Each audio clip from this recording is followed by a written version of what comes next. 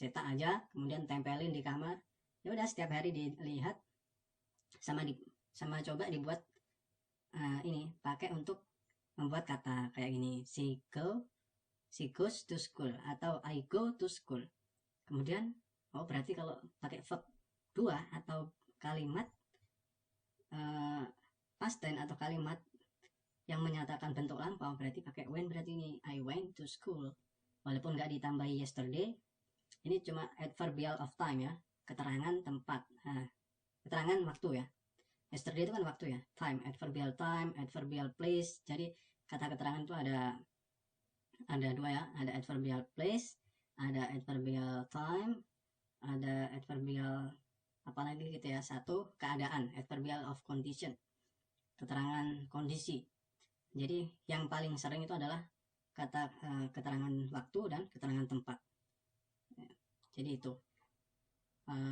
itu sih caranya. Kamu coba cari irregular verb. Berarti kalau yang nggak ada di daftar irregular verb atau kata kerja yang tidak beraturan, berarti itu otomatis masuk ke regular verb. Jadi untuk membentuk verb 2 atau bentuk lampau dan verb 3 atau bentuk perfect, kegiatan yang udah selesai itu tinggal ditambahi D atau ed ya. Kayak complete ini termasuk regular verb atau kata kerja beraturan. Kata kerja keduanya atau bentuk lampaunya yaitu completed. Kata kerja ketiganya atau verb 3-nya atau bentuk perfectnya juga sama, completed.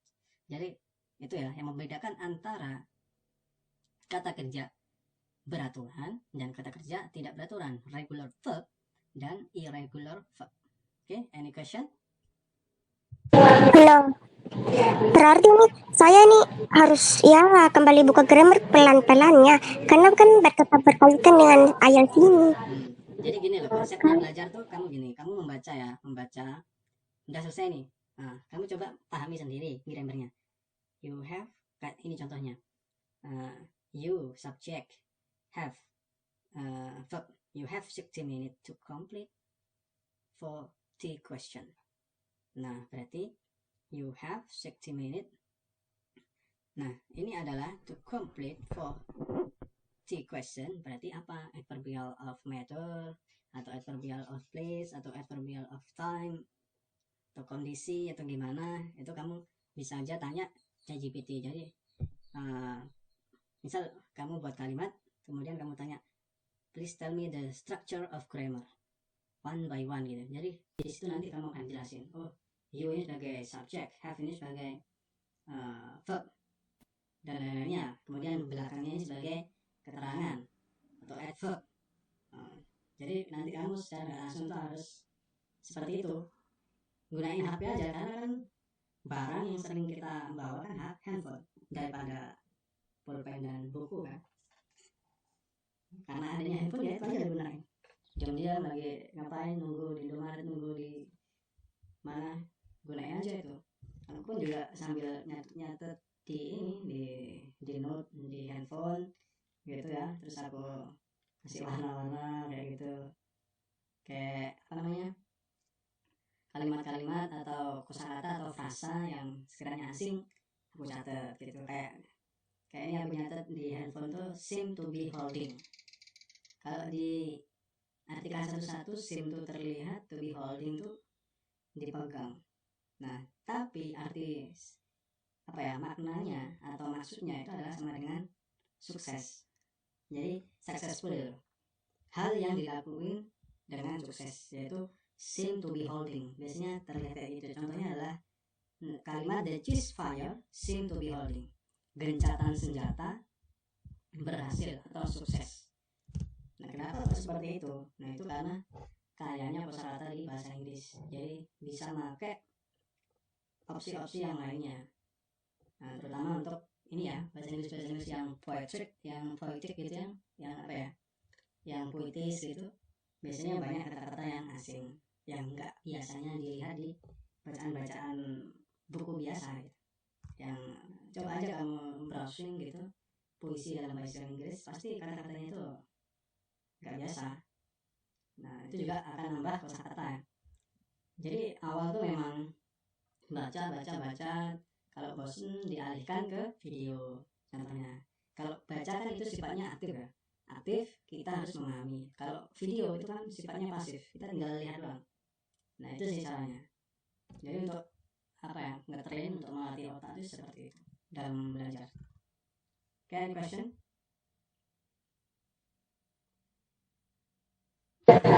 Tidak.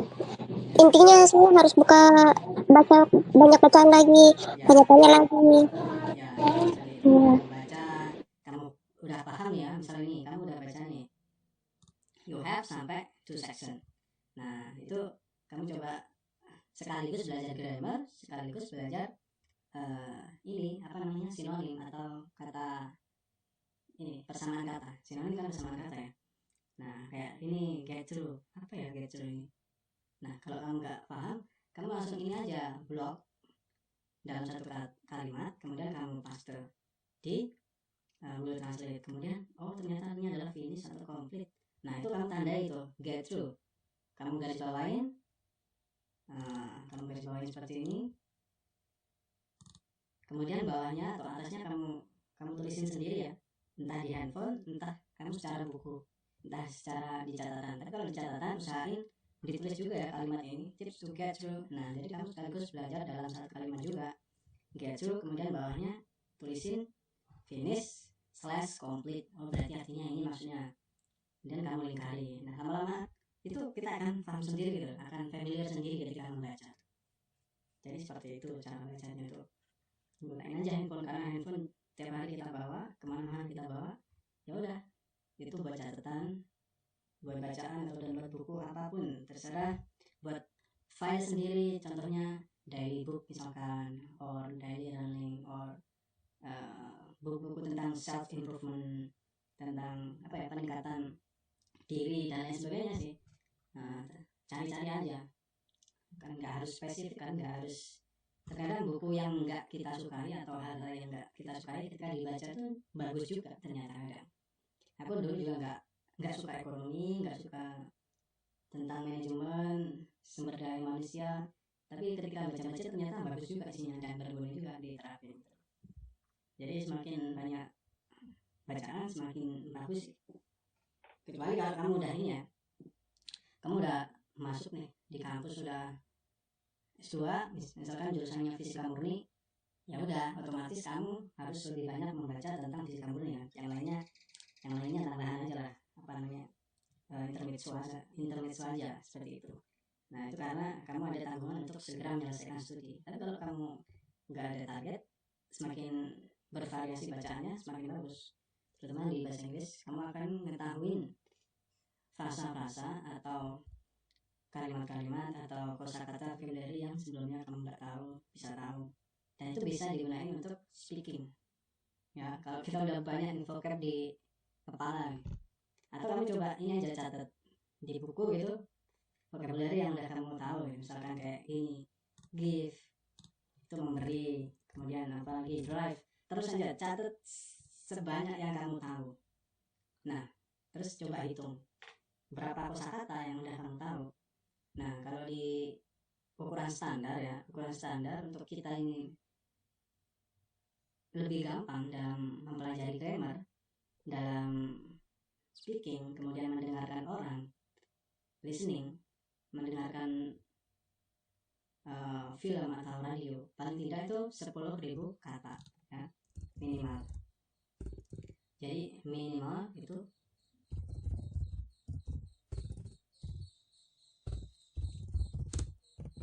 10K ya, 10K words. Jadi kamu untuk bisa itu apa ya, mendengarkan video, paham kurang lebih 70%, 60% itu minimal kosakata yang udah kamu ada di kepala itu 10.000 ya, 10.000 kata. Nah, itu kan lumayan banyak ya. Jadi kalau di bahasa Inggris itu ada 1 juta lebih kosakata. Kalau di bahasa Indonesia itu cuma ada 200.000 kayaknya. Kalau nggak diperbarui lagi ya. Dan bahasa Indonesia pun itu banyak yang adopsi dari bahasa Inggris. Contohnya kayak karpet. Karpet pun itu bahasa Inggrisnya juga carpet, tetap cuma ganti huruf depan aja. Kalau di bahasa Indonesia K, kalau di bahasa Inggrisnya pakai C. Itu doang sih. Kalau bahasa Inggris tuh banyak diadopsi ke bahasa Indonesia.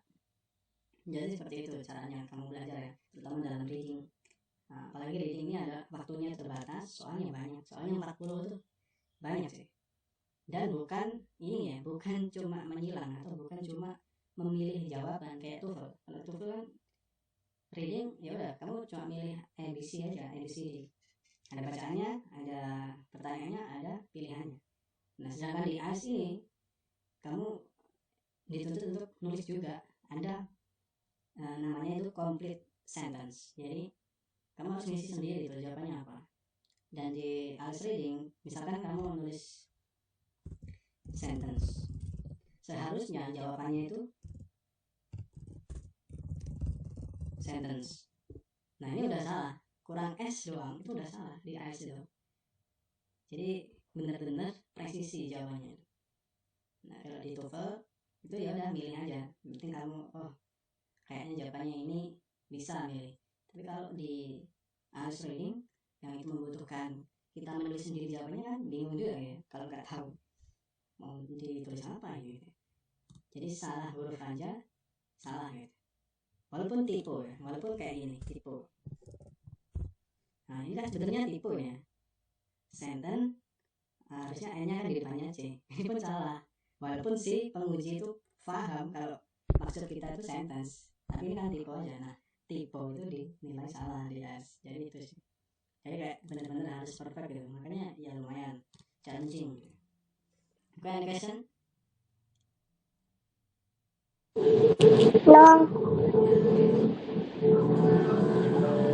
Ya, jadi itu sih dasar-dasar yang harus kita tahu ketika belajar IELTS reading. Gitu ya. Oke, kita geser aja ini. Udah paham kan, kita hapus aja. Nah, ini there are 3 sections in the reading test and you should aim to. Nah, aim itu adalah ini ya. Sebenarnya aim itu adalah tujuan, sama dengan purpose. Tapi ini you should aim to spend no more than 20 minutes on each session. Nah, jadi di sesi 1 itu kan ada kurang lebih, jadi ada 3 sesi ya. Sesi pertama itu berapa soal ya? Kalau kurang lebih 15, kemudian 15 berapa? 30 ya. Nah, kemudian yang terakhir itu biasanya 10, jadi 40. Jadi 3 sesi. Dalam satu bacaan itu biasanya ada sekian soal. Yang sesi kedua ada sekian soal, sesi ketiga ada sekian soal. Jadi seperti itu. Nah, as the test progress, ketika tes berlangsung ya, the section increase in difficulty. Jadi apa nih maksudnya ini? Kalau ya berdasarkan yang kamu pahami. Ya, no more than, you should spend no more than 20 minutes in each session. Kemudian as the test progress, ini apa maksudnya nih? Yang aku kasih highlight. Oh, ini seperti kalau kita melakukan tes, ya tes progress. Sabar. Tes melakukan tes kan, setiap soal itu mengalami peningkatan kesulitan. As the test progresses, jadi ketika tes berlangsung atau progres dalam tes, the section increase in difficulty. Jadi misalnya tes section pertama nomor 1 sampai 10 nih ya, itu level apa ya, kesulitannya, difficulty-nya itu lebih rendah daripada section kedua, daripada section terakhir. Nah, jadi semakin soal itu dari nomor 1 sampai ke nomor 40, itu jelas yang paling sulit itu antara nomor 30 sampai 40. Jadi yang paling gampang itu nomor 1 sampai 10. Kemudian agak sulit dikit nomor 11 sampai 20. Kemudian sulit 21 sampai 30. Kemudian yang paling sulit 31 sampai 40. Jadi semakin soal ke bawah semakin sulit. Jadi usahain untuk soal 1 sampai 10 itu benar-benar bisa dijawab. Kalaupun nggak bisa dijawab, ya udah lewatin aja. Seperti yang aku bilang tadi, bahwa waktunya cuma 40 menit untuk waktunya cuma 60 menit untuk 40 soal, berarti maksimalnya untuk satu soalnya itu 1 menit 15 detik atau berapa ya, berarti 75 detik ya 75 detik satu soal maksimal ya sebenarnya. Nah, kalau kita nggak terbiasa membaca, nggak biasa memahami bacaan seperti ini, ya akan bingung juga gitu ya. So make sure you allow yourself enough time to complete this session. Jadi pastikan kamu ini cukup waktunya untuk menyelesaikan seksi tersebut. Nah, untuk melatih itu gimana? Ya latihan aja, latihan seperti yang aku kirim kemarin. Itu ada website namanya ieltsonlinetest.com. Itu kamu bisa latihan tuh, baik listening, reading maupun writing. Nah, kamu bisa latihan di situ, ada waktunya. Usahain sekali belajar ya udah sesuai waktu itu. Jadi kalau kamu belajar reading nih 60 menit, ya udah selesaiin dalam waktu 60 menit itu. Berapa soal yang udah kamu jawab, berapa soal yang belum kejawab, kamu akan bisa tracking nih. Misal belajar pertama nih, minggu pertama, oh aku 60 menit ternyata masih selesai cuma 10 soal. Coba tingkatkan lagi di minggu berikutnya, paling enggak 60 menit bisa nyelesain 20 soal. Nah, jangan lupa untuk dicek berapa soal yang benar gitu. Kan di ieltstest.com itu, ieltslearningtest.com itu kamu bisa dapat skor nih setelah mengerjakan tes. Nah, di tracking kira-kira kesalahannya di mana, bagaimana. Nah, dalam IELTS reading sebenarnya kita nggak perlu memusingkan grammar. Yang perlu kita lakukan, siapkan adalah memahami isi bacaan. Kayak contohnya ini, you have 60 minutes to complete 40 question sampai in the next 2 section. Itu kamu ininya paham ini isinya apa gitu. Di dalam IELTS reading itu seperti itu. Jadi kamu ketika mengerjakan IELTS reading nih, jangan coba-coba untuk memikirkan grammar, itu akan mengkacaukan fokus ini. Fokus ke meaning, fokus ke makna, fokus ke maksud dari isi bacaan. Jadi seperti itu. Okay, any question? No. Intinya tuh yang saya nangkep dari reading ini, dia punya soal itu pasti berurutan jawabannya di dalam teks itu kan. Tapi kan dalam reading kan, kalau misalkan saya jawab itu tidak boleh keluar dari pertanyaan itu, berarti harus di dalam teks itu yang ada kan, yang pernah kamu ini tadi bilang. Ya, jangan gunain logika ya, jangan gunain logika ketika membaca di reading. Misalkan nih, di reading bercerita tentang hukum Pascal nih. Misalkan hukum Pascal di reading itu berbicara, menceritakan berkontradiksi atau berlawanan dengan faktanya gitu. Faktanya itu hukum Pascal itu dipakai di mesin pabrik-pabrik gitu faktanya. Tapi di situ bercerita tentang di luar itu. Jadi tetap kamu harus mengacu di bacaan, jangan menggunakan fakta atau pengetahuan umum. Contoh nih, misal di reading bercerita klorofil daun itu berwarna kuning sehingga menyebabkan ini. Padahal klorofil daun kan secara fakta kan warnanya hijau. Nah, kamu harus ikutin aja apa yang ada di reading gitu, jangan ngikutin fakta yang berlaku gitu. Tapi biasanya reading juga udah menyesuaikan dengan fakta. Biasanya seperti itu kalau tentang sainsnya. Kecuali kalau tentang berbau sosial, ini masih debatable sih. Mungkin bisa sesuai, mungkin bisa enggak. Karena ilmu sosial biasanya berubahnya itu cepat.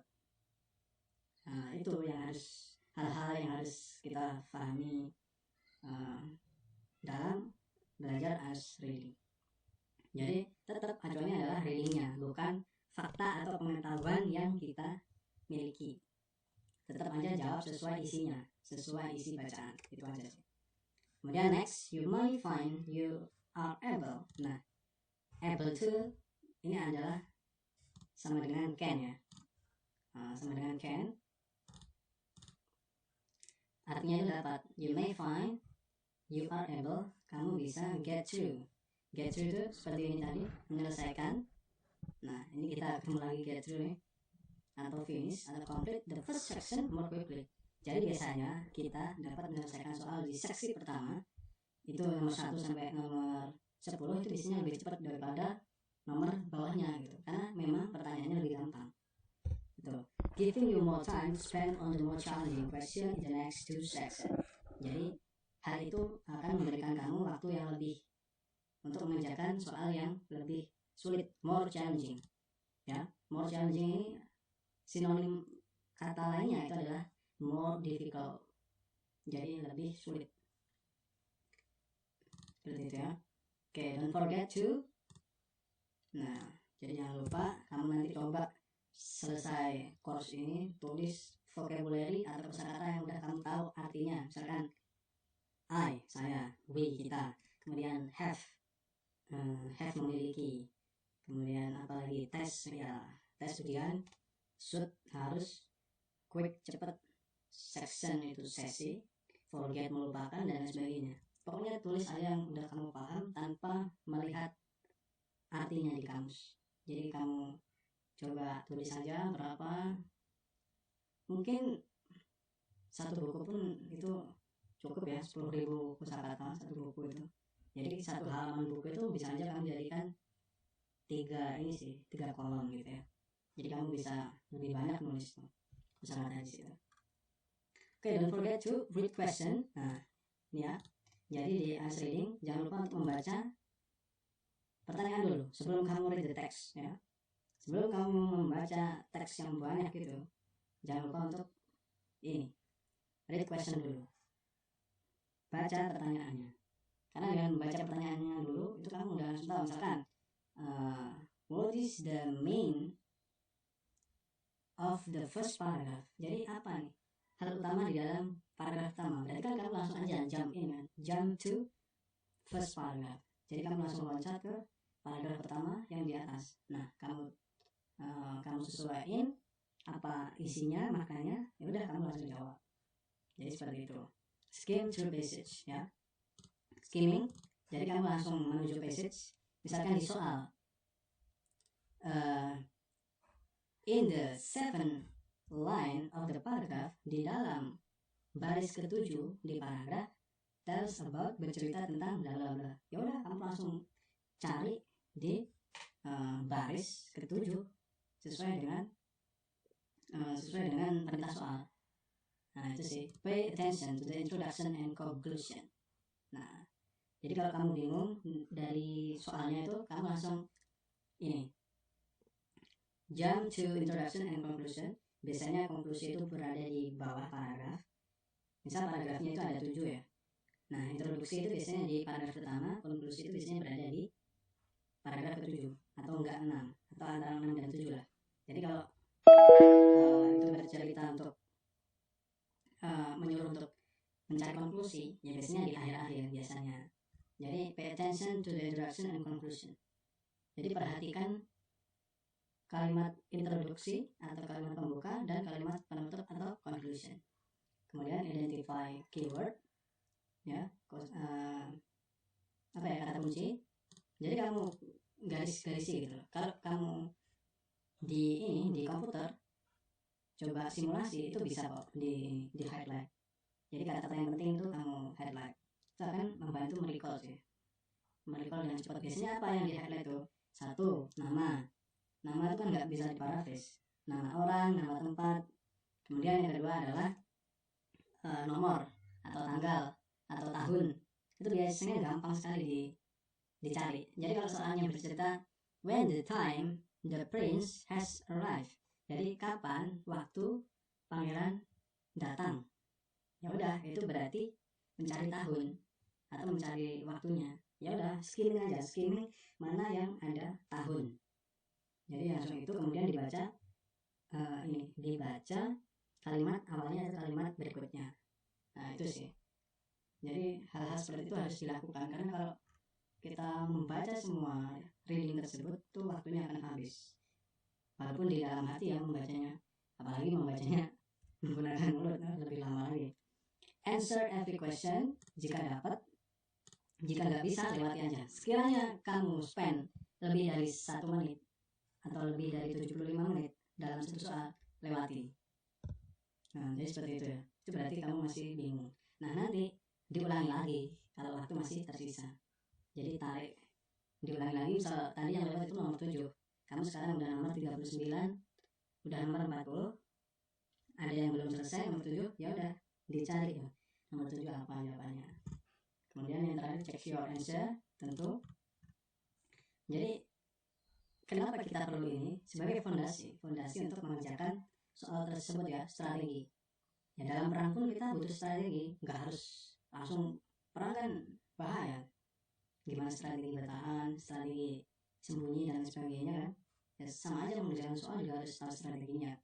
Kalau langsung mengerjakan bacaan banyak seperti itu, kemudian baca soal, kemudian bacaannya lagi karena lupa apa yang tadi dibaca, kan membuang-buang waktu, waste the time. Nah ini practice makes perfect ya. Nah, belajar praktek setiap hari, gunain handphone, gunain komputer. Nah, jadi coba check out the official preparation material to be fully prepared for your test. Jadi cek as preparation, kayak di British Council itu ada material-material IDP untuk belajar gimana strategi reading, strategi listening, strategi writing, strategi speaking, strategi doang ya. Tapi untuk prakteknya ya udah kamu sendiri. Kamu bisa aja ini belajar memahami sekaligus belajar untuk speaking. Nah, contohnya kamu bercerita, the sentence tells us about we only have 60 minutes to complete IELTS reading test for 40 questions. And as the progress, the question more challenging than before. Jadi walaupun bahasanya itu nggak sama dengan yang ditulis di sini, kamu buat bahasa sendiri. Berdasarkan apa yang kamu pahami dan kamu ingat dari bacaan yang udah kamu pahami tersebut. Jadi ya udah, berarti kamu itu udah paham kalau udah bercerita seperti itu. Kamu udah paham bahwa kita we cannot do the test in the first section more than 20 minutes. Misalkan kita tidak bisa mengerjakan seksi pertama itu melebihi dari 20 menit. Nah, seperti itu contohnya. Nah, kalau kamu udah bercerita seperti itu, kamu belajar dua hal. Satu, reading yang dibutuhkan makna atau mengerti tentang tujuan dari bacaan tersebut. Kemudian kedua, kamu belajar sekaligus speaking. Nah, ini kan secara nggak langsung gitu, belajarnya itu secara nggak langsung. Itu entah kamu dimanapun, entah di depan Indomaret, di depan sekolahan, entah di depan tempat apapun, ya sekali sendirian atau have free time, ya why not to do the habit, ya kenapa tidak untuk melakukan hal seperti itu. Jadi seperti itu. Nah, ada matching heading di reading test. You can use the strategies when answering this question. Read the question first or read the text first. Jadi ada namanya matching heading ya. Matching heading itu ada pilihan A sampai Z, bacaan A. Misalkan A sampai E gitu ya. A sampai E itu bacaan. Kemudian ada pilihan nih. Ada pilihannya juga misal 1, 2, 3, 4, 5 ya. Karena kan bacaannya kan A sampai E kan berarti 5 bacaan kan. Ada pilihannya nomor 1 sampai 5. Nah, itu dicocokkan. Misalkan bacaan A, apakah sesuai dengan yang nomor 1, apakah sesuai dengan yang nomor 2, atau sama dengan yang nomor 3. Nah, itu namanya adalah matching heading atau penyesuaian judul ya. When choosing, nah kalau untuk soal seperti itu kamu bisa bacaan dulu, bacaan nomor A, bacaan huruf A, kemudian kamu cocokkan dengan pilihan nomor 1, 2, 3, 4, atau 5. Atau kamu juga bisa baca pilihannya terlebih dahulu 1, 2, 3, 4, 5. Oh, ini kira-kira bercerita tentang ini kalau dari sisi jawabannya. Jadi seperti itu ya. Jadi ada matching heading, ada true, false, and not given. Jadi ada banyak. Kemudian di true, false, and not given itu kalau true berarti pilihan sesuai dengan bacaan. True because the statement agree with the information. Jadi statement atau pernyataan itu sesuai dengan informasi yang ada di bacaan. Kalau false itu statement atau pernyataan dalam pilihan tersebut kontradiksi dengan informasi yang ada di atas gitu. Kalau not given, there is no information on this. Misalkan nih bacaannya bercerita tentang kemerdekaan Indonesia, kemudian di statement pilihannya bercerita tentang bisnis senjata, kan nggak masuk, berarti kan not given. Nah berarti itu masuk not given karena tidak bercerita apapun tentang hal di atas. Tapi kalau itu bercerita tentang kemerdekaan Indonesia, sedangkan statementnya dipilih misalkan A, kemerdekaan Singapura bla bla bla bla, kan bercerita berarti pilihnya plus karena kemerdekaan Indonesia yang dibahas bukan kemerdekaan Singapura. Sama kemerdekaan tapi salah. Kalau not given ini sama sekali tidak ada di bahasan atau tidak ada di Oh, saya mau tanya. ya. Kalau misalkan true kan benar, kalau false itu tuh jawabannya tuh dia mendekati benar tuh berarti. Iya, kontradik dengan informasi seperti yang aku contohkan tadi. Misalkan informasi ya bacaannya itu bercerita tentang kemerdekaan Indonesia, sedangkan di statement atau di pilihan bercerita tentang English ships tells us about the independence of Singapore. Kan berarti bercerita tentang kemerdekaan Singapura kan salah. Tapi kan kita berkaitan dengan kemerdekaan, berarti kan itu mendekati false tuh. Iya, tapi kalau not given sama sekali nggak dibahas ya, sama sekali nggak ada di bahasan tersebut. Oh, berarti dia beda topik, misalkan dia bahas bukan kemerdekaan, misalkan tradisi gitu kan, luar konteks gitu. Ya, di luar konteks bercerita tiba-tiba tentang bisnis alat perang, padahal nggak ada ceritanya bisnis alat perang di atas ya. Oh, oke, di luar konteks intinya. False berarti mendekati. Oke. Yang menyebutnya apa ya? Salah tempat ya. Salah tempat. Jadi contohnya ini ya, coba aku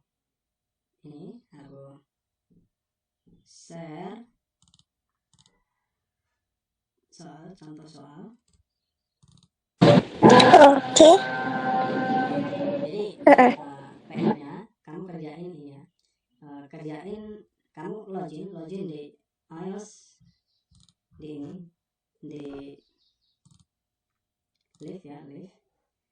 di iosonlinetest.com, kemudian kamu pilih exam library, kamu pilih English reading test, kemudian kamu pilih yang 2024 ini yang March reading practice test 2024 Maret reading practice test 2. Okay, do you understand? Oke. Dan itu kerjainnya gunain laptop ya biar gampang. Tapi kalau pakai handphone sangat sulit menurutku untuk baca sekaligus jawab karena kan kurang lebar ya. Jadi menurutku pakai komputer aja atau pakai laptop sih kalau ada. Nah di seksi nanti kamu submit itu akan muncul ini muncul jawaban benarnya, jawaban salahnya, jawaban benarnya, kemudian alasan kenapa kok itu benar. Nah dari situ kamu nanti bisa belajar, oh aku tadi kenapa ya jawab ini, oh berarti harusnya nih aku jawab ini karena keterangannya seperti ini. Jadi seperti itu. Oke, paham? Jadi di pertemuan berikutnya aku akan menanyakan itu apa yang membuat kamu kesulitan dan apa yang kamu pahami IELTS reading ketika udah mengerjakan IELTS reading dengan waktu yang udah ditentuin ya. Kan itu 60 menit ya. Ya nanti coba aja sisamu, entah itu nanti 60 menit kamu cuma dapat 20 soal nggak apa-apa karena kan masih belajar, atau dapat 10 soal nggak apa-apa, terus belajar, nanti lama-kelamaan juga akan terbiasa bisa mengerjakan 40 soal dalam 60 menit. Oke, any question? People in the class? Nah. Oke, jadi PR-nya kamu mengerjakan itu, dan berdasarkan tadi apa yang udah kita bahas, kamu coba untuk baca sesuatu, kemudian setelah baca kamu coba ceritain dalam speaking kamu. Misalkan ya, I have read, aku udah baca tentang about bla bla bla. Nah kemudian kalau kamu masih pusing lupa, kamu bisa baca lagi. Jadi sekaligus belajar dua hal. speaking, kemudian langsung reading. Jadi 2 hal. Nah, kemudian jangan lupa untuk nulis berapa kosakata yang udah kamu ketahui. Nah, itu sih. Tutup kamus, kamu coba tulis aja. Seterusnya, entah sampai 2000, entah sampai 3000. Kalau ada waktu luang, tulis aja. Terus nanti coba kasih tahu aku berapa kosakata yang udah kamu ketahui dari yang apa udah kamu tulis. Oke? You got it? Or any question before closing this class? No. No, any question? Okay, hopefully you will be better in learning us process, because learning is just a process to get the goal, and don't forget to keep practice every day, because practice makes perfect. Again, have a nice day and see you in the next class. Okay, Mister. Thank you.